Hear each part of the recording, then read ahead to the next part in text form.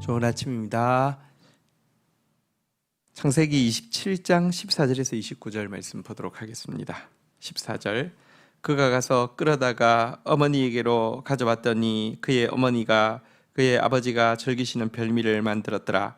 15절 리브가가 집 안 자기에게 있는 그의 맏아들 에서의 좋은 의복을 가져다가 그의 작은 아들 야곱에게 입히고 16절 또 염소 새끼의 가죽을 그의 손과 목에 매끈한 곳에 입히고 17절 자기가 만든 별미와 떡을 자기 아들 야곱의 손에 주니 18절 야곱이 아버지에게 나아가서 내 아버지여 하고 부르니 이르되 내가 여기 있노라 내 아들아 내가 누구냐.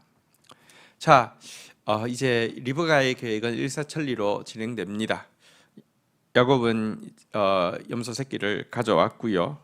리브가는 이제 요리를 할 뿐 아니라 에서의 옷을 입히고 또 손과 목에 이렇게 그 매끈한 부분들은 또 그 털로 가리우고 그리고는 이제 이 아버지 앞에 나아가게 했습니다.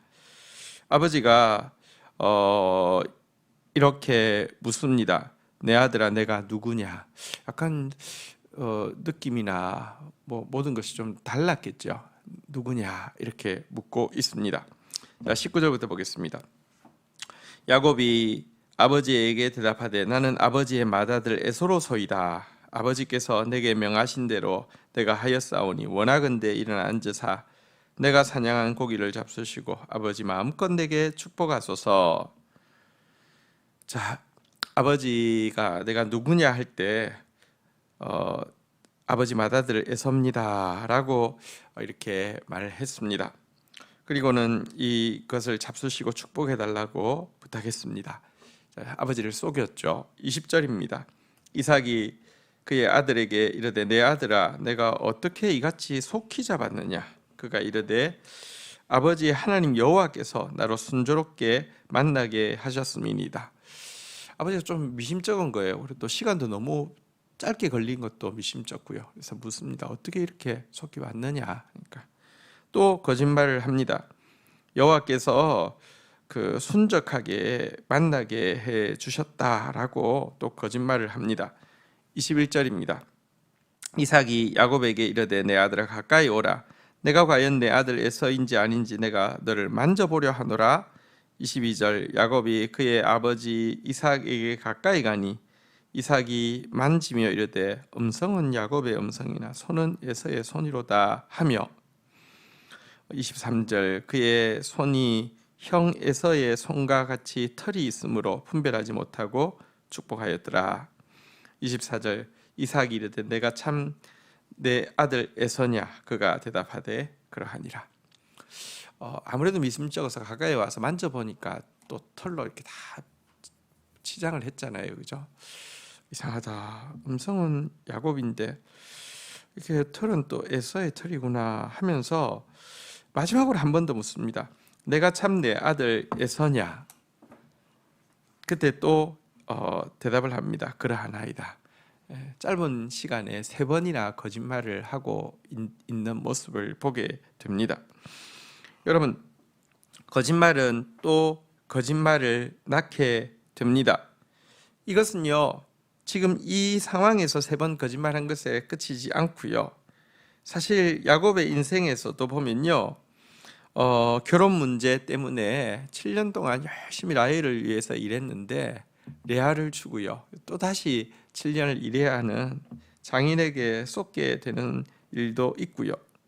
또 장인이 품삯과 관련해서 또 속이는 일도 있고요. 훗날에는 그의 아들 요셉을 그의 다른 아들들이 애굽에 팔아버리고는 이렇게 죽었다고 짐승에게 찢겨 죽었다라고 속이는 그런 속임을 당하는 거짓이 거짓을 불러오는 것을 보게 됩니다. 우리가 하나님의 뜻이 이루어지는데 내 방법이 개입되어지면 그만큼 복잡해집니다. 하나님의 일은요, 어쨌든 진실이 그 모든 것을 이렇게 다스려야지 마땅한 것입니다. 자, 이어지는 내용 한번 보도록 하겠습니다. 25절 이삭이 이르되 내게로 가져오라. 내 아들이 사냥한 고기를 먹고 내가 마음껏 내게 축복하리라. 야곱이 그에게로 가져가매 그가 먹고 또 포도주를 가져다가 그가 마시고 26절 그의 아버지 이삭이 그에게 이르되 내 아들아 가까이 와서 내게 입 맞추라. 27절 그가 가까이 가서 그에게 입 맞추니 아버지가 그의 옷에 향취를 맡고 그에게 축복하여 이르되 내 아들의 향취는 여호와께서 복 주신 밭의 향취로다.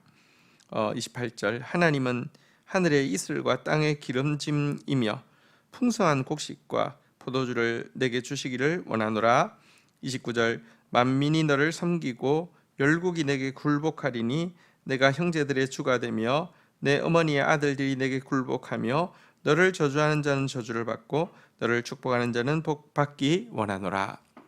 이삭은 이제 음식을 먹었습니다. 포도주를 마셨습니다. 그리고 축복하겠다고 하면서 마지막으로 가까이 불렀습니다. 왜냐고 하면 그 냄새를 맡기 위함입니다. 그런데 리브가는 머리가 정말 좋고 주도 면밀했습니다. 옷도 그 형의 옷을 입었기 때문에 옷에서 형의 냄새가 배어 있었습니다. 자, 그러자 이제 축복을 하게 되는데요. 그가 축복한 내용은 이제 보면 물질적인 축복과 풍요로움도 빌고 있고요. 다스리는 통치권에 대해서도 빌고 있고요. 그리고 열국의 복의 근원이 되어지는 것에 대해서도 빌고 있습니다.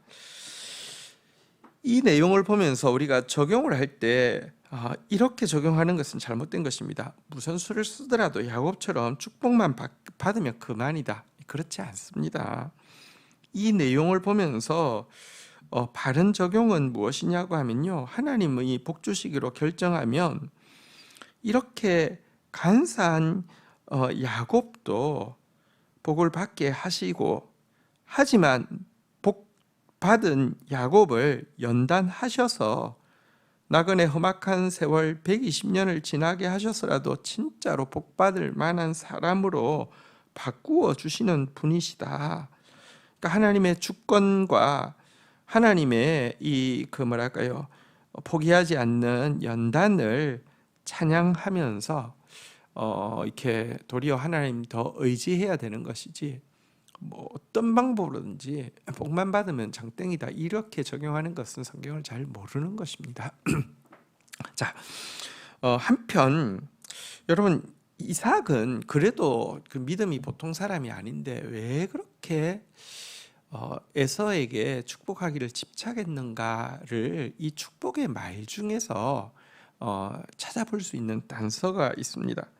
그가 야곱 에서라고 생각한 그 이제 냄새, 그러니까 에서의 옷을 입었으니까 에서의 냄새가 났죠. 이 냄새를 받고는 비로소 안심을 하고 축복을 했는데요. 그 냄새에 대해서 이렇게 이야기를 했죠. 내 아들의 향취는 여호와께서 복 주신 밭의 향취로다.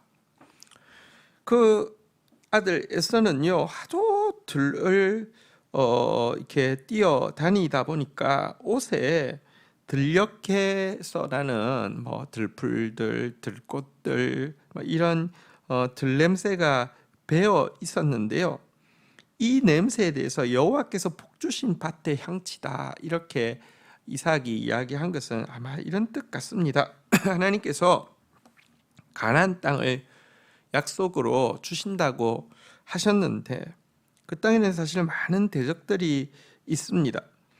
이 땅을 제대로 차지하기 위해서는 에서처럼 이렇게 활동적으로 그 땅의 냄새가 옷에 항상 배어 있을 정도로 활동적이고 진취적인 사람이어야지 그 약속을 취해낼 수 있을 것이다 라는 생각 때문에, 그러니까 인간적인 애정도 애정이지만 하나님이 가나안 땅 주신다고 했는데 아무래도 야곱 스타일로는 안 될 것 같고 에서 같은 스타일이어야지 이 땅을 얻을 수 있을 거야 이런 생각이 있었던 것 같습니다. 하지만 이건 역시 하나님에 대한 오해고 또 하나님의 약속에 대한 오해 때문이었죠.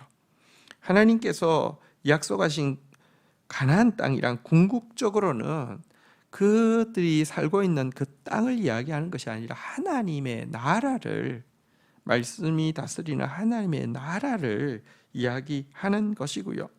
이것을 취하는 방법 역시 인간적인 능력이 아니라 영적인 믿음으로, 은혜로 취하는 것인데, 이 부분에 대해서는 이삭이 많이 오해를 했던 것 같습니다. 우리도 하나님을 잘 알지 못하면 하나님의 뜻을 이룬답시고 오해해서 하는 행동들이 많이 있습니다. 하나님을 자꾸 알아가는 수밖에 없습니다. 하나님을 알아가는 저와 여러분들이 되기를 축복합니다. 주신 말씀 붙잡고 기도하며 나가도록 하겠습니다. 하나님 아버지, 야곱이 아버지 이삭을 속이고 또 속이고 또 속이는 장면을 보게 됩니다. 하나님, 하나님의 뜻을 이루기 위해서 인간적인 방법을 쓰면 속임이 들어올 수밖에 없고, 이렇게 속이던 야곱이 또 다른 사람에 의해서, 심지어 아들들에 의해서 또 이렇게 속게 되는 모습도 보게 됩니다.